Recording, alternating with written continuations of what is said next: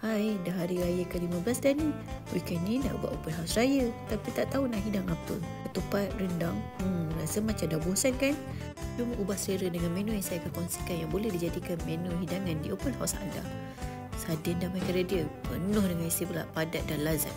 Jauh lagi padu daripada nama yang biasa. Menu pertama kita, sambal kari sardin. Mula-mula gorengkan kentang sehingga kembang karangan. Kemudian gorengkan sardin untuk rasa lebih rangup. Tapi kalau nak skip pun boleh, ikut selera masing-masing. Gunakan balik minyak tadi, kita kumiskan bawang merah, bawang putih dan halia. Bila dah layu sikit, masukkan serbuk kari ikan. Kalau saya lebih suka campurkan 2 serbuk kari untuk rasa yang lebih lazat.